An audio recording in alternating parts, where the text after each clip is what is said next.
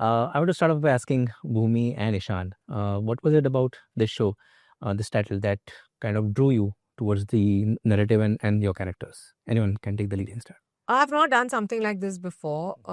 This world and this genre is kind of new to me, and I'm constantly looking to do parts that kind of question my body, not question my body. Whoop. No, that helped me break through whatever kind of boundaries I've created, and this part definitely was up there.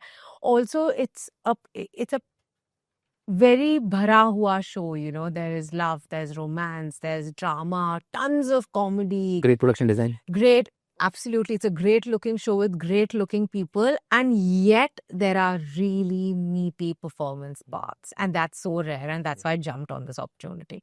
And Ishaan? Same, everything she said. I and that's yeah.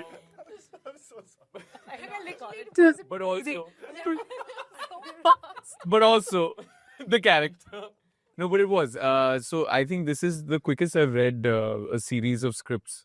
I got 6 to 8 episodes, and I read them basically over the weekend. Took me 1.5 days, and that was a testament to how bingeable this show is. And the endeavor was to take that and one up it, and really deliver a show that's juicy, you know, for the lack of a better expression. But we've been getting that a lot. But it's, you know, it's a rare confluence of comedy and drama and, you know, glamour and substance and character. And, you know, as you go deeper into the show, you delve deeper into the inner world of these characters. And for me, I found Abhiraj's character very, very, very beautiful and very meaty as a part, and something that I've never done before, the kind of presentation I've never received before. And so I think it was the right time for me to explore this space. And yeah, I was all guns blazing to have a crack at it. And my next question is for the three of you, Lisa, Vihaan, and Kavya. In a show which where everything is so predominantly, for the lack of a better word, good looking, you know, it concentrates so much on the beauty of the characters through the narrative storytelling, and of course what we see on screen in terms of the production design, the color correction, the visuals in the entirety. How do you navigate that and still focus on the performances and not let that kind of overpower the beauty? Don't let the beauty overpower your performances. I think I kind of trust the team to do what they are known for and what they're good at. So the hair and makeup and the styling team, they all come together and put their A game forward, and they're here for a reason, and they'll do their best. Of course, we'll discuss it and we'll talk about it and we'll discuss it with the directors. But there's a lot of eyes looking at the screen, and thankfully, if they know what they're doing, and they do know what they're doing, you can be left to do what you do best. I think I'm probably the junior most actor in our cast, and for me, it was just a privilege to be on set amongst some of the best actors in the country. So I took the job seriously. I think it was a very serious role for me to play because of the caliber of acting around me. So I remembered every single day to wake up and be cognizant of the fact that I get to share space with all of you guys. And Kavya? I mean, very selfishly, the beauty of the space, the clothes, the makeup contributed to Ginny's character. So I just kind of leaned into it. I would come in these rag clothes and then change, and it would impact my attitude towards what was happening. So I think the beauty was a very important tool, and seeing something beautiful and also seeing the complexities is really what you, as a viewer, will take away, and as a person who played Ginny, has taken away as well. So I think it had to be beautiful. And Ishaan, you started your journey with Beyond the Clouds, one of my favorite films of yours, I must say. What I observe and see in your filmography, there are a lot of brave choices, and still you kind of navigate your way through it. I mean, Majidi, first one, this you're working with a legend like Zeenat Aman. Tell me, how does it working with these legends cast a shadow on your performance, or how does it make it better or enhance your performance, so to say? I think the only way to look at it is it's an opportunity to seek and learn, and hopefully have some of that, you know, genius energy rub off on you, and the beauty of what they do. Before I started doing any of what I did, I was an audience. Before I was an audience, I was just a human being, an observer, and I think observing is probably the first step to being an artist and to being an actor. So I think I've been very lucky to be able to observe some, veterans at their craft, making art, and it's influenced who I want to be as an artist in a very big way. And I was very lucky to bring it back to, my first film. I was very lucky to start with someone like Majidi because he really set the foundation for me as an actor. And all the things that I wanted to be and all the things that I desired as an artist, he gave me the nudge in that direction and reassured me that, yes, this is your path and it's okay. And the first thing that, and I always cite this example, the first thing that he ever told me as a performer, as an actor, as his leading man in the film was, I know that you want to be a great actor, but focus on becoming the human being first and everything you want will come from there. Wow. And so that's the best advice I ever received, and I'm very lucky to be with some amazing human beings who are also great artists. And taking from, you mentioned that, you have to be a great observer to kind of, build your entire work or your art form around it. When you observe things around you, simply when you're imbibing from your surroundings, has it ever happened to you that you're immediately inspired, your creative impulses are immediately triggered, and then sort of, kind of blocked your way, that that creative impulse has blocked your way to further observation? Has it ever happened to you? I don't think creative in impulses blocked my way to a further observation. I think if you get set in a way and bring about a certain rigidity in your approach, that this is the only way to do this, that can often block your observation and your openness to the abundance that is out there. As an artist, I think, I mean, not to get too philosophical and sound like I'm being disingenuous, but I think you're a vessel, and I think the most beautiful moments that happen, you don't really know how they happen. It's just because you're tuned into a certain frequency, and that's the craft and that's the work it takes to reach that point where you allow it to happen through you. And that takes a lot of preparation. But I think essentially it's being a person first that allows you to be an actor. And Bhumi, a decade in films, if I'm not wrong, 10 years into the in your cinematic journey. A lot of experimental choices I have seen in your filmography, starting from Dam Laga Ke Haisha, then came Toilet, then something as Royals now. What is it that ignites your passion, that fuels your passion in the longer run as a performer, as an artist?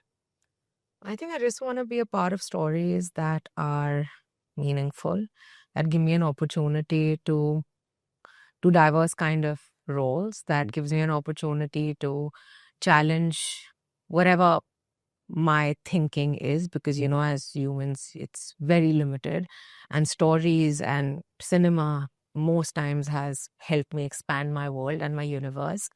Along the last decade, I think because of the opportunities that I had and because of the stories that I've done, it's humbled me deeply as a person. I am a Bombay born and bred girl. I could have never imagined playing somebody who is from Chambal or Morena. And everything that girl went through made me a better person. And those are the kind of stories that I want to do. Stories that humble me, stories that let the empathy in me only grow and give me an opportunity to truly, truly challenge myself. I love what I do. I wanted to be an actor. From the day I realized what being an actor on screen is, it is liberating to me. It is my oxygen. It is just, I can't explain it. It is all I know. And this is all I want to do. Okay. And my next question is for the three actors. I recently read a report that, many of the writers in Hindi cinema, they are particularly struggling monetarily. Yeah, I read that. The cost structures have changed because of the uncertainty induced post the pandemic. Lots of writers, they have kind of left the Bombay. They are seeking solace in cities where the cost of living is relatively low. In such a scenario, do you think there's a need for an urgent course correction in our industry with regards to how we structure our budgets or how we dole them out to different departments in the industry? Anyone can take the lead and start.